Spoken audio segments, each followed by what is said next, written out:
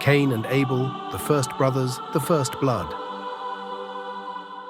What happens when jealousy becomes stronger than love? When the first family, born outside paradise, faces its first heartbreak? This is not just a story of two brothers, it is the story of the first murder, the first blood spilled, and a cry that reached the heavens. The world was young. The sun rose over strange hills and untamed forests. There were no cities, no kings, only silence, soil, and sky. Adam and Eve, once wrapped in the warmth of Eden, now lived east of the garden, banished, broken, yet even here, life began again. Eve groaned in pain and then smiled in joy. A child, her first. Cain, she said. I have received a man from the Lord. And then another, Abel, smaller, quieter, gentle eyes, soft hands. Two brothers, two hearts, two destinies. Cain worked the ground. He plowed the fields, sowed the seeds, and watched the earth bring forth grain. He was proud, strong, silent. Abel kept the flocks. He spoke to the sheep, walked among hills, and played music to the stars. He was kind, humble, reverent. Then came the day of sacrifice. Each brother brought an offering to the Lord. Cain came with his fruits, his harvest, his sweat. Abel came with the best lamb he owned, young, spotless, precious. Smoke rose from both altars, but only one was consumed by fire, Abel's only.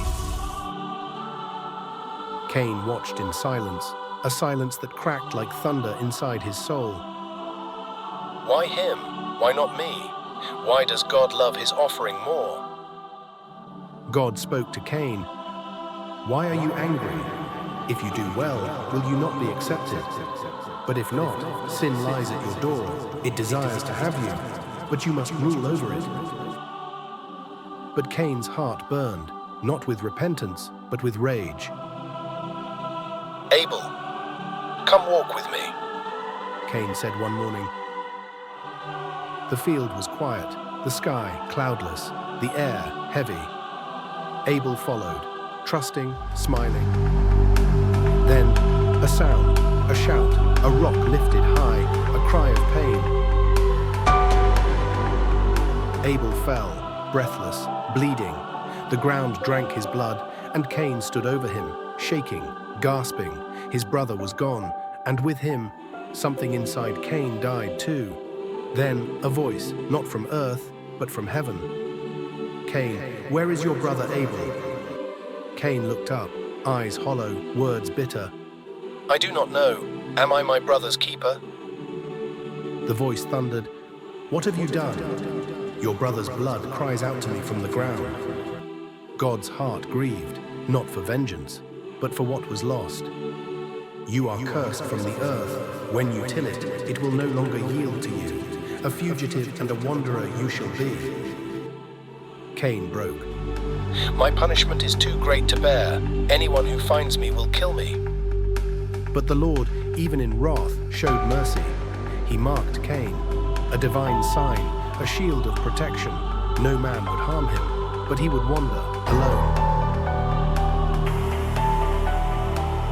Cain walked east, further than Eden, further than hope. He became the first exile, not just from a place, but from peace.